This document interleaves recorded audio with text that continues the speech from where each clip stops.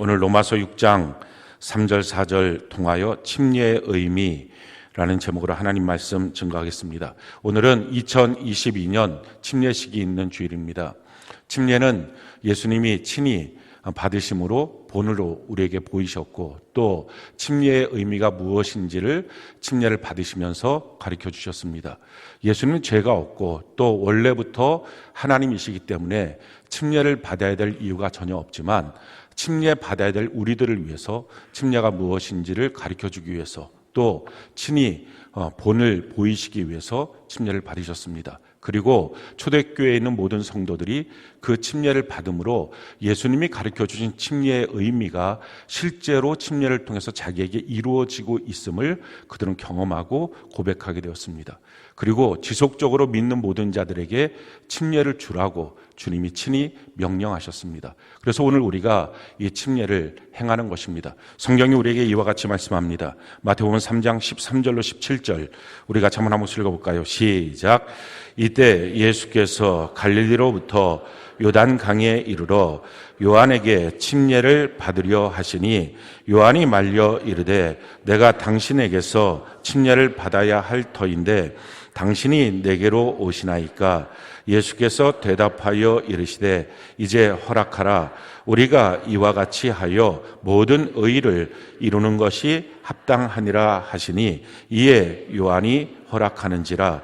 예수께서 침례를 받으시고 곧 물에서 올라오실새 하늘이 열리고 하나님의 성령이 비둘기같이 내려 자기 위에 임하심을 보시더니, 하늘로부터 소리가 있어 말씀하시되 이는 내 사랑하는 아들이요 내 기뻐하는 자라 하시니라.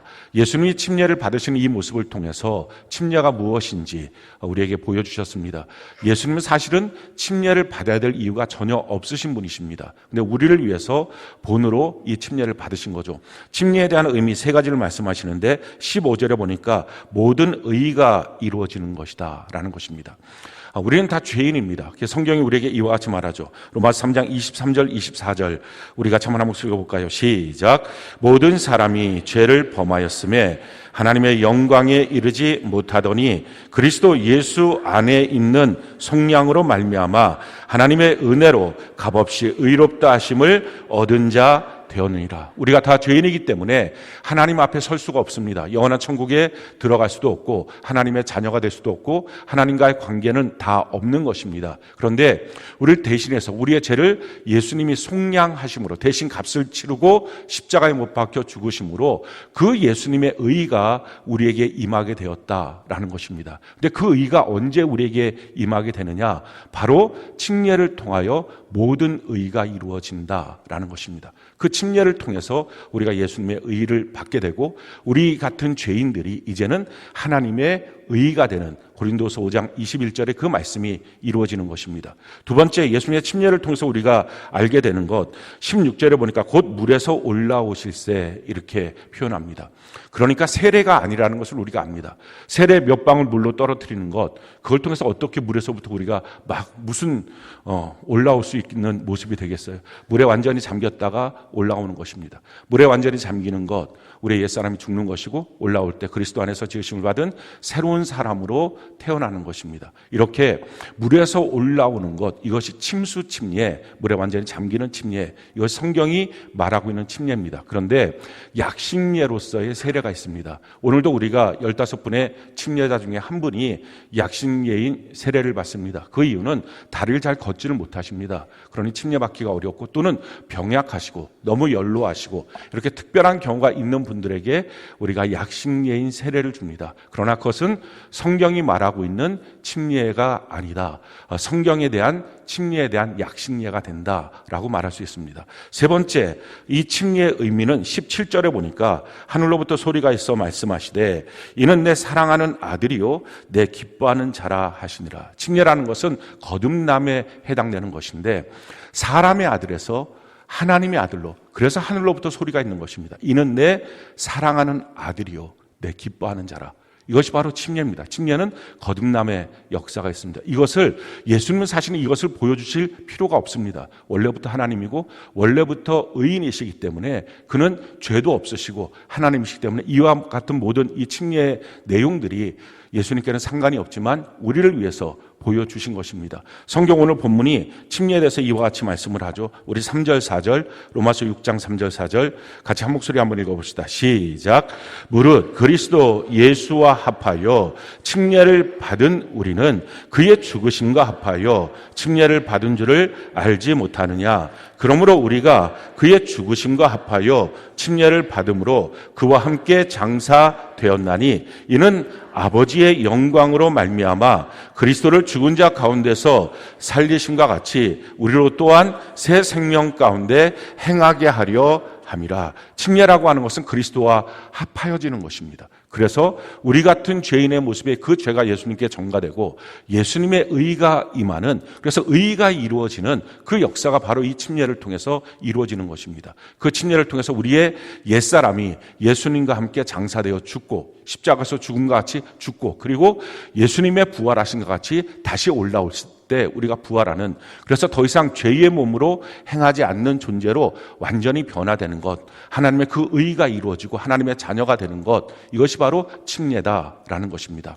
그리고 이 침례를 모든 성도들로 하여금 받도록 했습니다. 그래서 그 초대교회 성도들이 이 침례를 받음으로 실질적으로 주님이 하셨던 그 침례의 효과가 자기에게 이루어지는 것을 그들은 고백하고 경험하게 되었습니다. 성경이 우리에게 이와 같이 말씀합니다. 사도행전 2장 37절로 41절 우리가 한번 한 목소리 한번 읽어볼까요? 시작.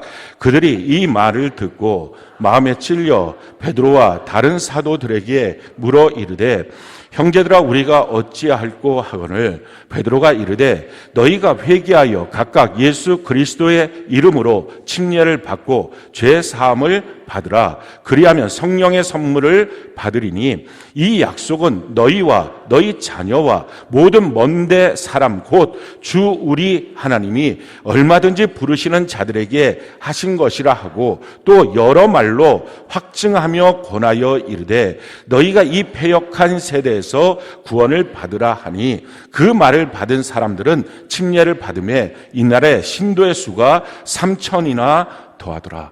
그들이 성령의 충만함을 받은 베드로와 그 12사도의 설교를 듣고 난 다음에 마음에 찔림을 받아서 형제들아 내가 어찌할꼬, 내가 메시아를 죽였다, 하나님의 아들을 죽였다, 십자가에 못 박혀 죽게 했다라고 고백하는 예루살렘에 있는 사람들을 향해서 그 해법을 지금 말씀하는 것입니다.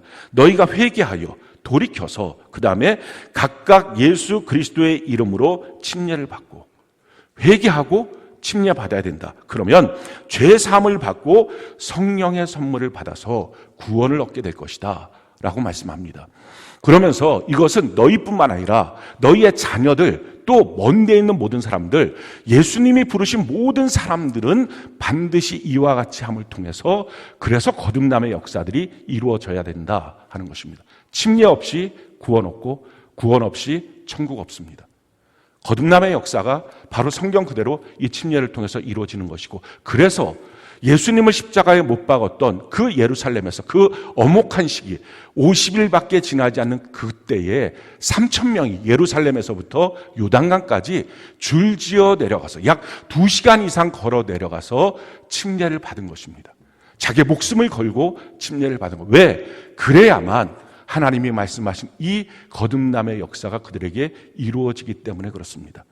그러면서 예수님께서 이 침례를 모든 믿는 자들이 행해야 된다, 받아야 된다라고 명령하신 것입니다. 성경이 이와 같이 말합니다. 마태복음 28장 19절로 20절 우리가 한번 한 목소리 읽어볼까요? 시작. 그러므로 너희는 가서 모든 민족을 제자로 삼아 아버지와 아들과 성령의 이름으로 침례를 베풀고 내가 너희에게 분부한 모든 것을 가르쳐 지키게 하라. 볼지어다 내가 세상 끝날까지 너희와 항상 함께 있으리라 하시는. 너희는 가서 모든 민족으로 제자를 삼아 아버지 아들과 성령의 이름으로 침례를 베풀고 제자로 삼아 본을 보이면서 침례를 베풀고 그러고 난 다음에 모든 것을 가르쳐 지키게 해서 완전한 그리스도인으로 세우는 일들, 이것은 모든 교회, 모든 성도들에게 주님이 명령하신 것입니다. 자, 그렇다면 왜 이렇게 침례가 중요할까요? 그냥 한낱 의식에 그치지 않는 것처럼 성경이 말하고 있는 이유가 무엇일까요? 왜냐하면 이 침례는 거듭남의 조건이기 때문에 그렇습니다. 그리고 거듭나야 영원한 천국의 주인공이 될 수 있기 때문에 그렇습니다. 우리 인생은 3생입니다.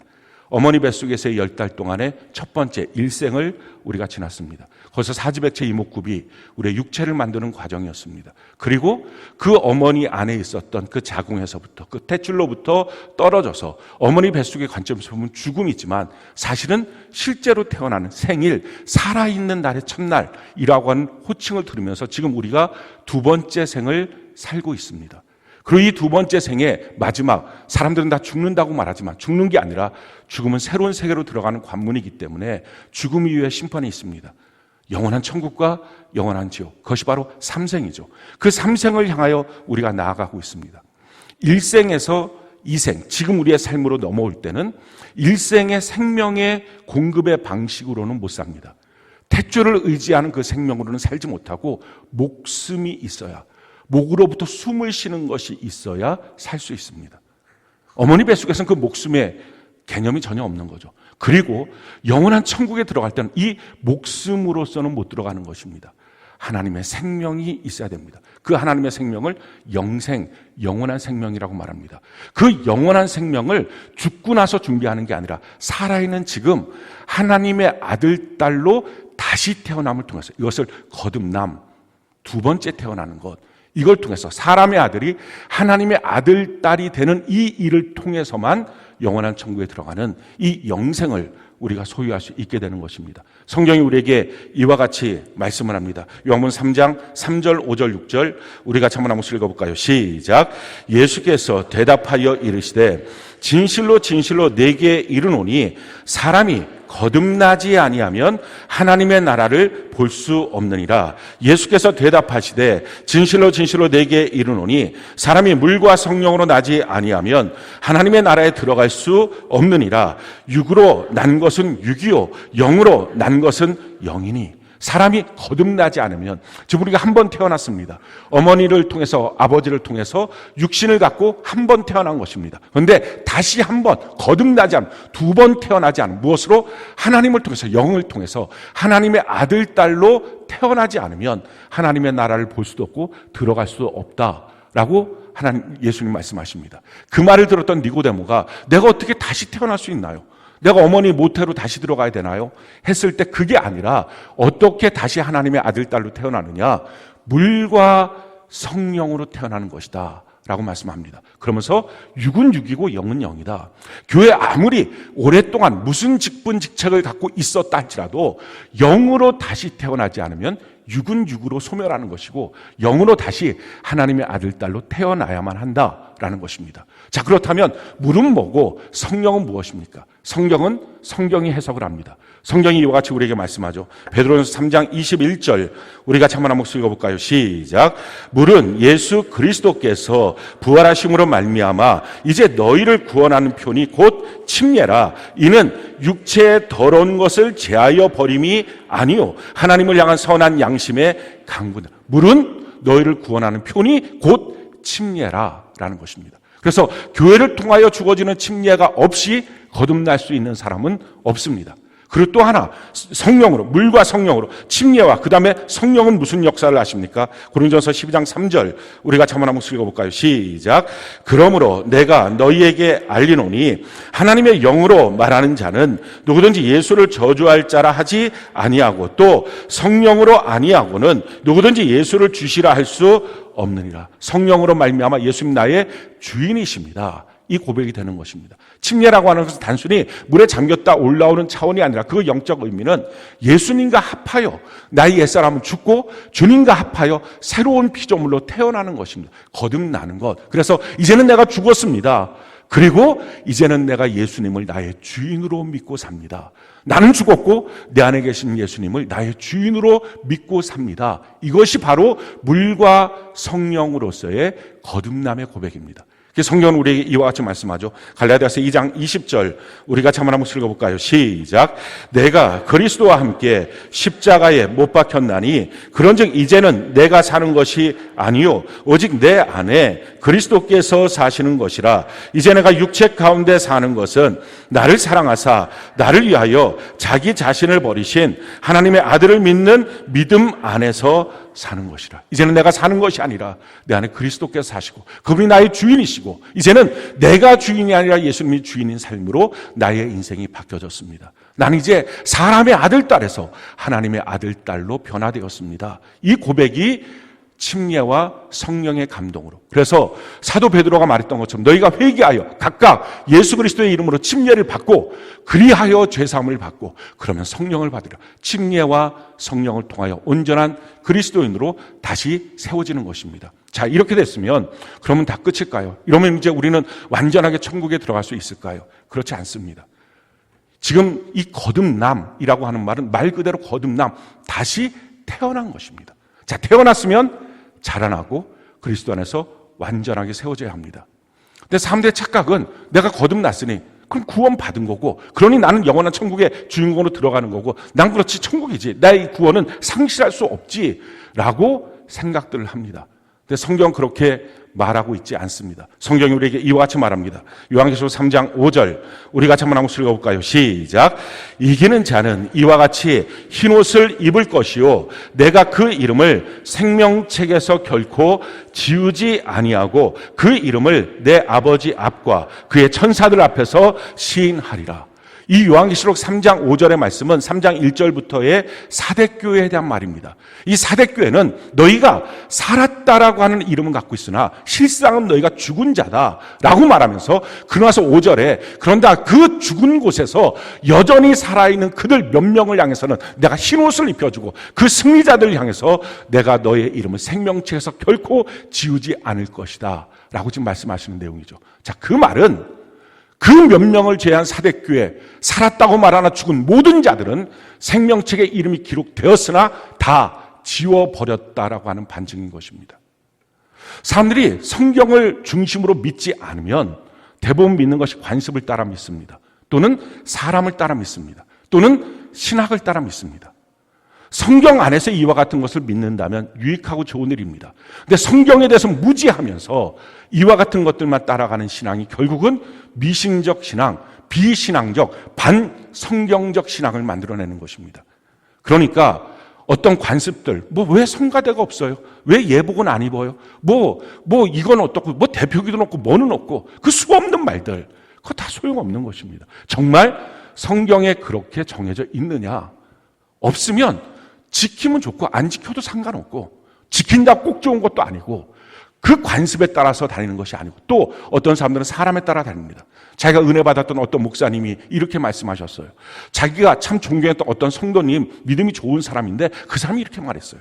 그게 성경 안에 있다면 가치가 있지만 성경과 상관없이 따르는 것은 미신입니다. 마찬가지로 신학도 성경에 근거한 신학은 의미가 있지만 성경에 근거하지 않은 것은 가치가 없습니다.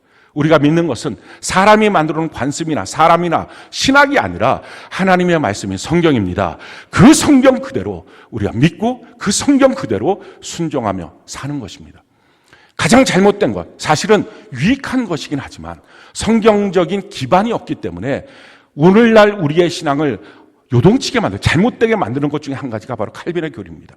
이 칼빈의 교리는 중세 카톨릭을 이제 무너뜨리고 프로테스탄트, 개신교의 신학을 만들어내면서 이루어졌던 것입니다. 근데 사실은 대단한 칼빈이라고 말하고 있지만 사실은 그렇지 않아요. 왜냐하면 칼빈 시대의 사람들이 갖고 있었던 성경적 지식은 지금 우리가 갖고 있었던 성경적 지식보다 훨씬 못합니다. 왜냐하면 중세시대 때는 성경을 읽지 못하겠습니다. 성경을 갖고 있거나 읽거나 이건 다 이단으로 걸립니다. 그러니까 사제들만 라틴어로 되어 있는 모국어가 아니라 라틴어로 되어 있는 성경을 받고 거기다 칼빈은 사제 출신이 아니라 사제 비서 출신입니다. 그러니까 원래 했던 것이 신학을 했지만 법학을 했기 때문에 논리적 추론으로 신학을 만들었지 성경적 기반으로 만들어낸 것들은 아닙니다. 칼빈이 갖고 있는 5가지 5대 강론, 5대 교리라고 하는데 제일 첫 번째 전적 타락. 모든 사람은 전적으로 타락했다. 맞는 말이죠. 모든 사람이 죄를 범하였음에 하나님의 영광에 이르지 못합니다. 이것은 옳습니다. 근데 거기서 한 걸음 더 나서 그 다음에 이렇게 말합니다. 모든 사람이 타락했기 때문에 그들이 스스로 자력으로 구원받을 수가 없다. 하나님의 절대적 주권으로 구원시킬 수밖에 없다. 그 말도 맞습니다. 그래서 내세운 게 뭐냐면 이중예정입니다. 누구는 만세 전에 선택하여 천국 백성 삼기로 작정했고, 누구는 처음부터 태어나기도 전부터 지옥 보내는 자로 유기하기로 작정했다. 거기서부터 성경의 원리, 모든 사람이 구원받기를 원하신다. 디모데후서 2장 1절에 있는 말씀, 2장 5절에 있는 말씀과 점점 어긋나기 시작하는 것입니다. 자, 이렇게 그냥 태어날 때부터 어떤 사람 운명적으로 천국 가고 어떤 사람 운명적으로 지옥 가는, 이렇게 하나님이 만들어 놓으셨다라고 주장하는 게 두 번째. 이렇게 하는 세 번째 내용이 뭡니까? 그렇다면 예수님의 십자가의 속량이, 그 속죄 사역이 그럼 죽여서 지옥 보내기로 작정한 사람들에게 임할 이유가 없다. 그러니까 구원받을 선택된 사람들만을 위해서 십자가의 속량의 이유가 있다. 그래서 제한적 속죄를 말합니다. 이게 세 번째예요. 제한적 속죄라고 하는 건 성경이 말하는 하나님이 세상을 이처럼 사랑하사 독생자를 주셨으니 이는 저를 믿는 자마다 누구는 되고 누구는 안 되고 믿는 자마다 멸망하지 않고 영생을 얻게 하라 하십니다. 하나님이 세상, 그 세상 안에는 모든 사람이 속해 있는 것인데 모든 사람이 죄를 범하였음에 하나님께서 우리를 죽으심을 통해서 자기의 사랑을 확증하셨다고 하셨는데 이미 성경에서부터 점점 멀어지는 것입니다. 제한적 속죄. 이 제한적 속죄가 칼빈 시대는 그것을 주장하진 않았지만 나중에 가서 주장한 것은 이것이 인종차별의 근거가 됩니다. 그럼 제한적 속죄에서 선택받은 자들은 누구냐?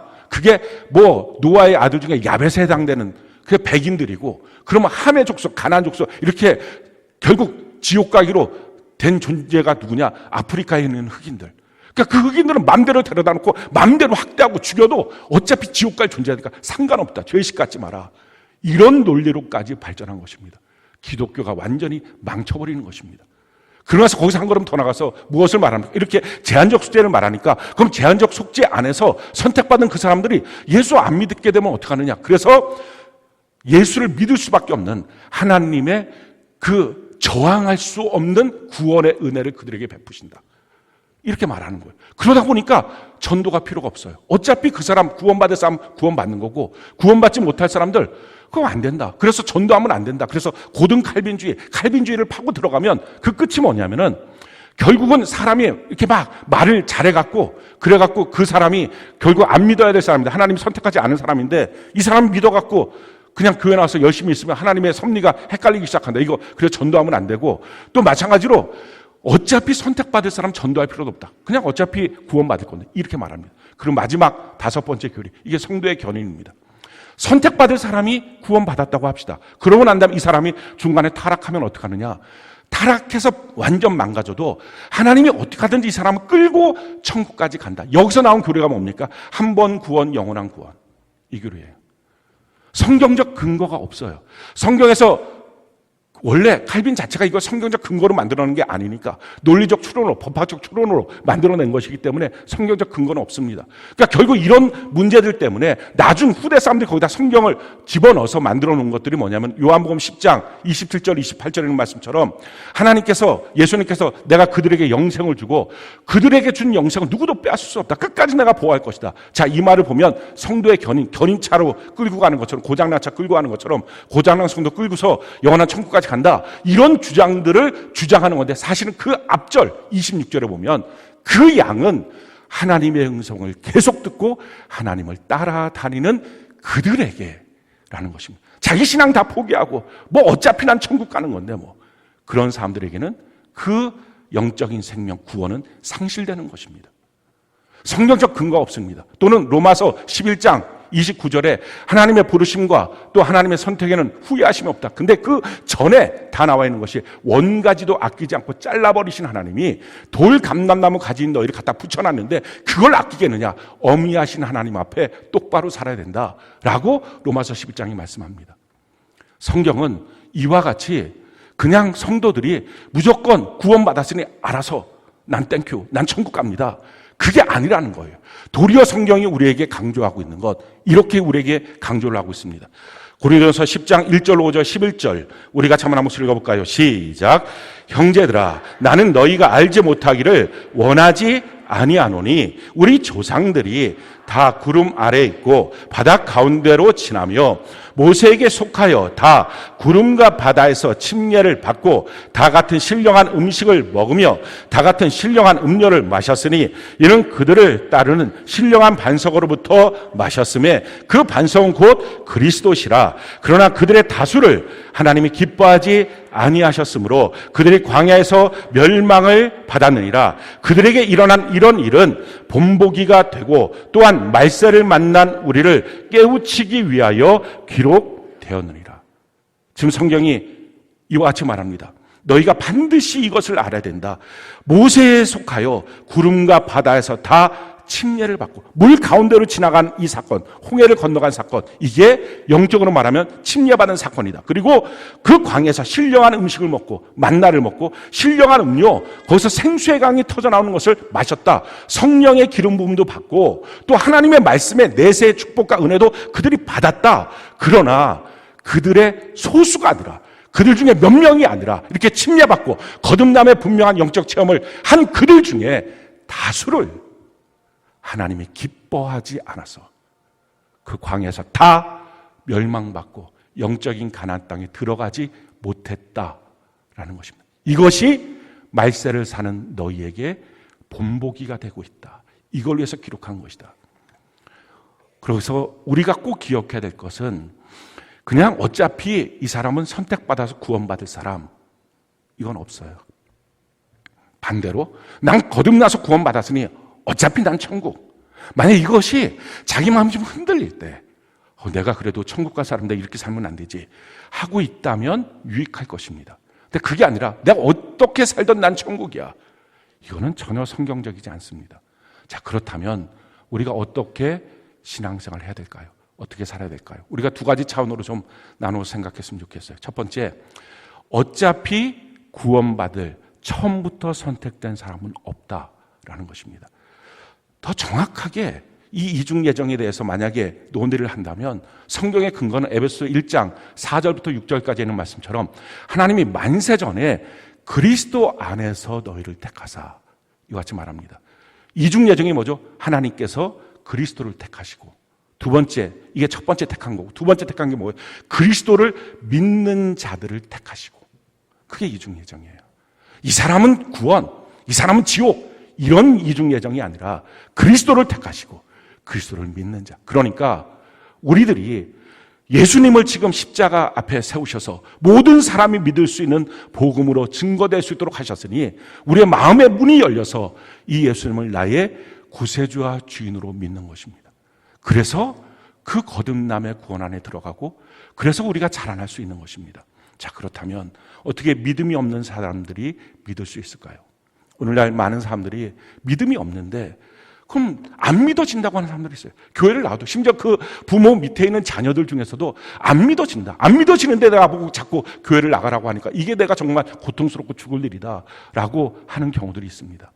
안 믿어지는 사람들 어떻게 믿을 수 있을까요? 세 가지가 필요합니다. 그래서 이걸 갖고 믿음을 갖게 하는 거죠. 첫 번째는요, 진짜 그리스도인이 옆에 있어야 돼요. 부모가 만약에 예수를 믿는다면 부모가 진짜 그리스도인이어야 돼요. 형제가 만약에 예수를 믿고 있다면 그 형제가 진짜 그리스도인이어야 돼요. 종교인이 아니라 진짜 그리스도인. 그러니까 종교인은 뭡니까? 살면서 종교 하나를 갖고 있는 것입니다. 그걸 갖고서는 아무도 도전받지 못하고 변화되지 못합니다. 진짜 그리스도는 뭐예요? 예수님이 나의 주인이신 것을 고백하는 사람이에요. 예수님 나의 주인이시다. 이 고백이 되는 것. 이제 내가 주인이 아닌 거예요. 예수님이 주인이에요. 그러니까 예수님 나의 주인이 되시니까 그분이 누구십니까? 나의 죄와 저주와 가난과 질병을 담당하셔서 나의 죄, 저주, 가난, 질병을 끊어서 나를 의인으로, 축복자로, 부여자로, 강건자로 만들어 주신 분. 근데 그분이 살아계신 하나님이고 그 전능하신 하나님, 사랑의 하나님이고 뿐만 아니라 그분은 창조주고 통치자고 심판주가 되신 그분이 나의 주인이시다. 이게 믿어지는 것. 이게 그리스도인이잖아요. 이 믿어짐을 갖고 있다면 그 사람이 못하러 더 이상 자기를 위해서 살겠어요. 자기가 원하는 계획대로 안 된다고 뭐가 짜증날 일이 있겠어요. 그 예수님의 뜻대로 사는 것. 예수님 내 인생을 책임져 주니까. 그분이 나의 주인이니까. 그래서 세상 일에 대해서 염려도 걱정도 근심도 미래에 대한 두려움도 없는 것입니다. 그래서 세상 사람과 완전히 다른 거예요. 나라가 바뀐 거라고 성경 말하고 있어요. 골로새서 1장 13절에 흑암의 권세, 마귀의 나라에서 하나님의 아들의 나라, 예수님의 나라로 나라가 바뀐 것이다. 나라가 바뀌었으면 당연히 법이 바뀌겠죠. 한국에 살던 사람 미국을 하면 미국 법을 따르는 것처럼 죄와 사망의 법에 살던 우리가 생명의 성령의 법으로 바뀌어진 것입니다.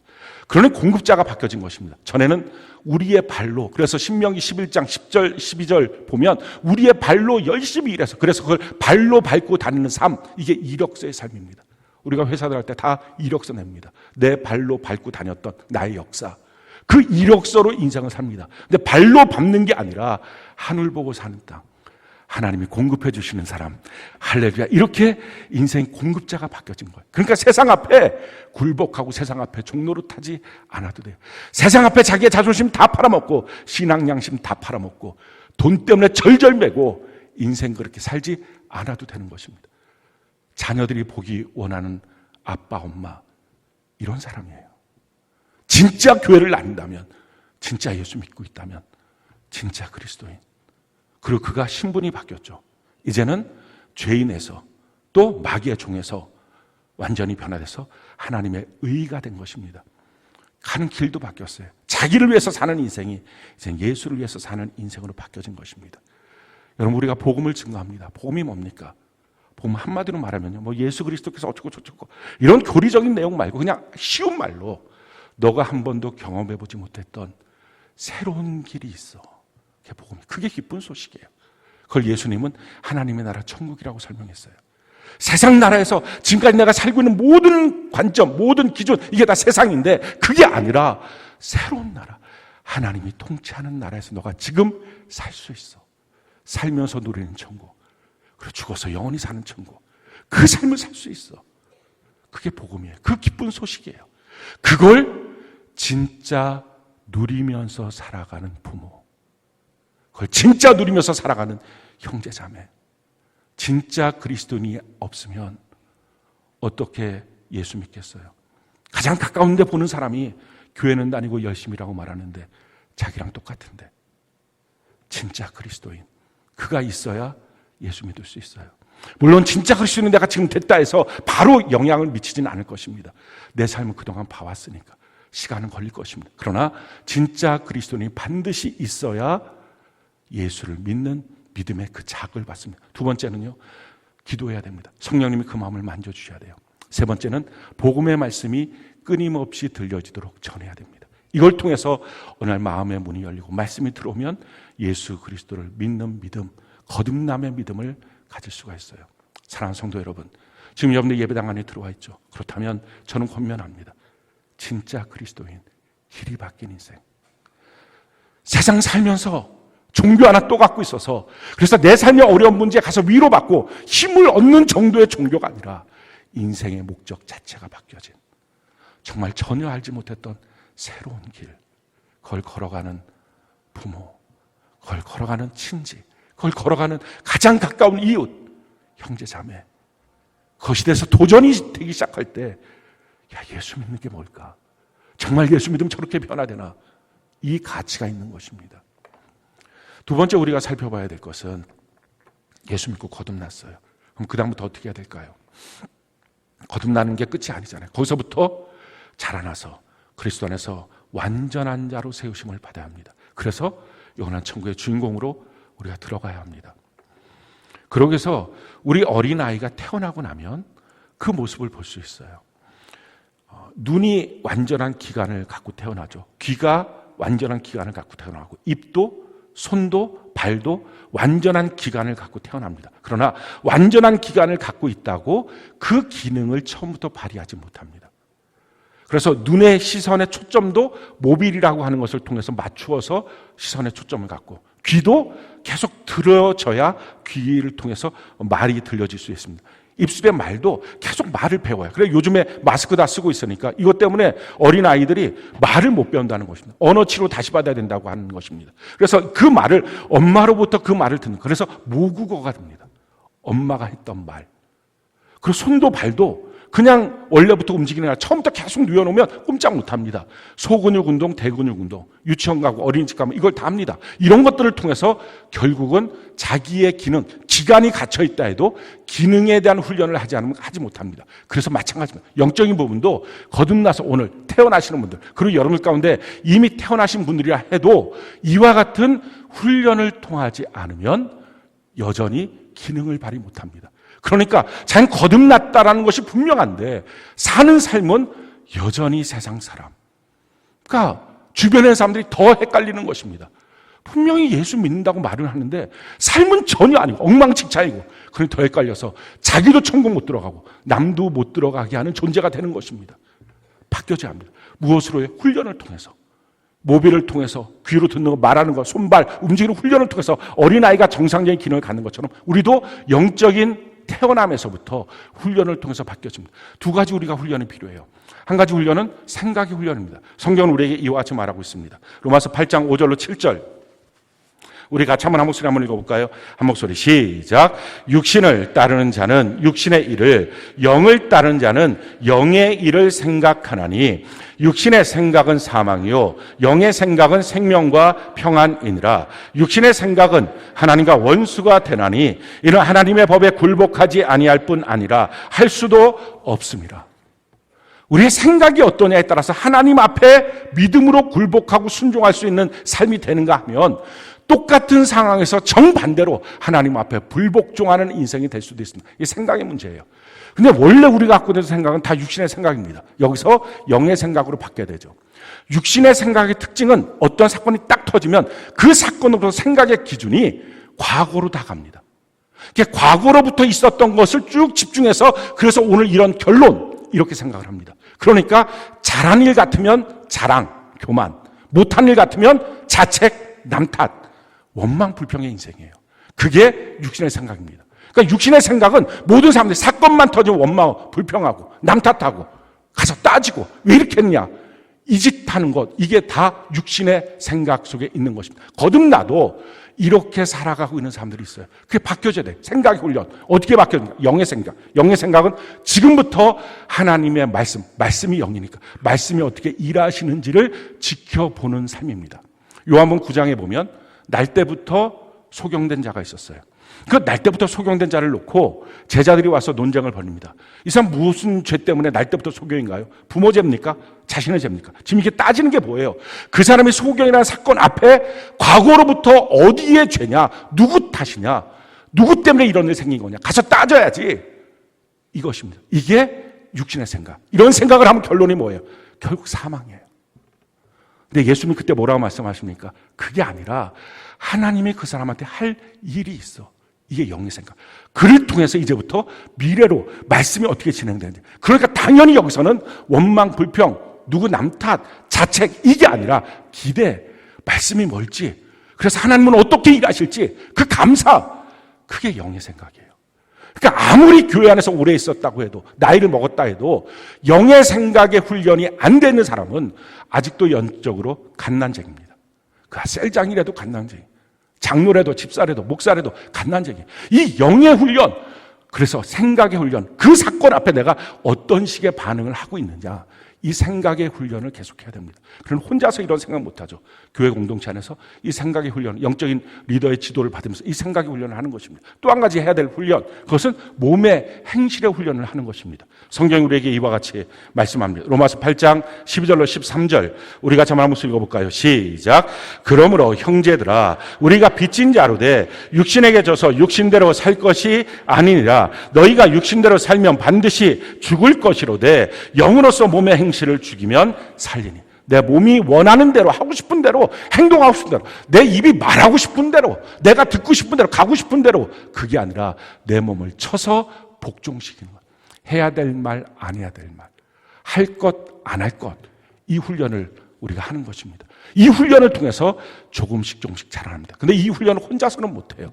성경은 함께 이 훈련을 해야 된다 라고 말하고 있어요. 성경이 우리에게 이렇게 말합니다. 에베소 3장 6절 우리 같이 한번 읽어볼까요? 시작. 이는 이방인들이 복음으로 말미암아 그리스도 예수 안에서 함께 상속자가 되고 함께 지체가 되고 함께 약속에 참여하는 자가 됨이라. 함께 이루어집니다. 성경이 우리에게 이렇게 말하죠. 전도서 4장 12절 같이 한 목소리 읽어봅시다. 시작. 한 사람이면 패하겠거니와 두 사람이면 맞설 수 있나니 세 겹조는 쉽게 끊어지지 아니하니. 그러기에 반드시 거듭났다면 교회 공동체 안에 셀 안에 함께 하셔야 됩니다.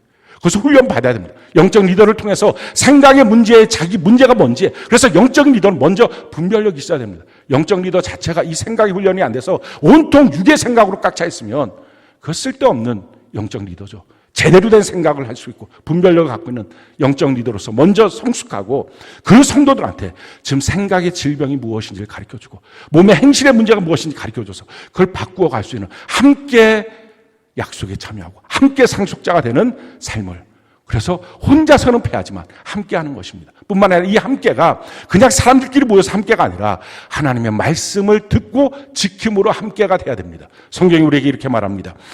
베드로전서 2장 2절 우리 같이 한번 읽어볼까요? 시작. 갓난 아기들 같이 순전하고 신령한 젖을 사모하라. 이는 그로 말미암아 너희로 구원에 이르도록 자라게 하려 자라나는 것. 하나님의 말씀을 사모하라.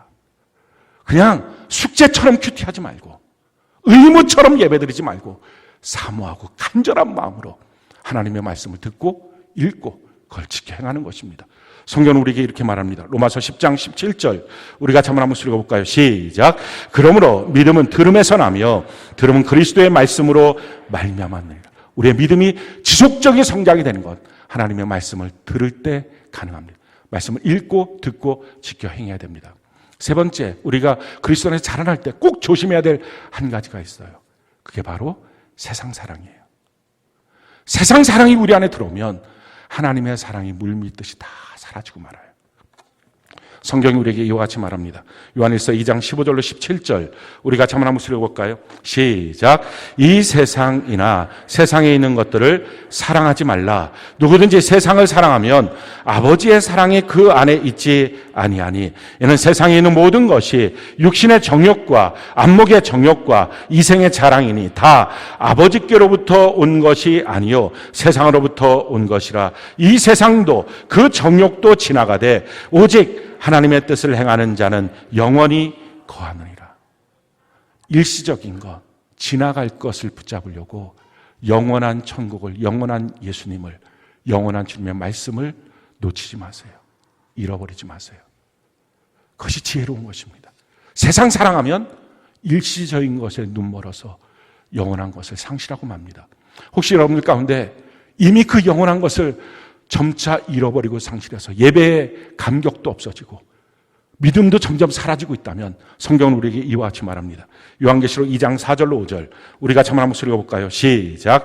그러나 너를 책망할 것이 있나니 너의 처음 사랑을 버렸느니라. 그러므로 어디서 떨어졌는지 생각하고 회개하여 처음 행위를 가지라. 만일 그리하지 아니하고 회개하지 아니하면 내가 네게 가서 내 촛대를 그 자리에서 옮기라. 믿음의 촛대가 옮겨질 수도 있다. 그 생명이, 그 영생이, 그 구원이 영원히 상실될 수도 있다라고 말씀합니다.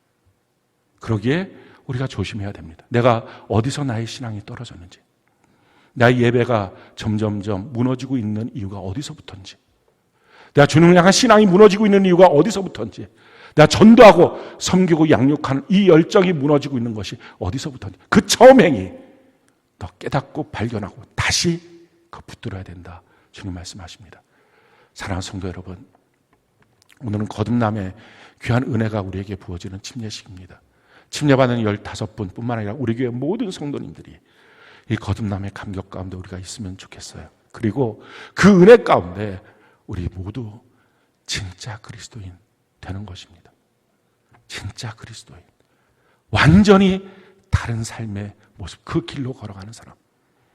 생각의 훈련도 하고 몸의 행실의 훈련도 하고 함께 모여서 우리가 다듬어지고 주의 말씀으로 자라나고 혼자 그리스도인, 저는 이렇게 말하고 싶어요. 혼자 그리스도인 지옥 백성. 절대 혼자서는 자라날 수가 없어요. 자기 혼자서는 맨날 그 상태예요. 그리스도 안에서 완전한 자로 세워질 수가 없어요. 믿음 안에 더 자라나도록, 그리고 우리가 무엇인가 세상 사랑에 지금 빠져 있는 게 있다면 그 취미든 듣기든 친구든 관계든 주님 앞에 끊고 주님이 주시는 것으로 만족할 수 있는 삶, 영원한 것으로, 일시적인 것 때문에 영원한 것을 상실하지 않는 진짜 지혜로운 삶, 우리 모두가 이런 은혜의 백성 되어서 영원한 천국의 주인공으로 살아가고 또 다른 누군가를 전도하고 양육하는 온전한 그리스도인으로 우리가 살아가는 주의 복이 넘치기를 예수님 이름으로 축원합니다.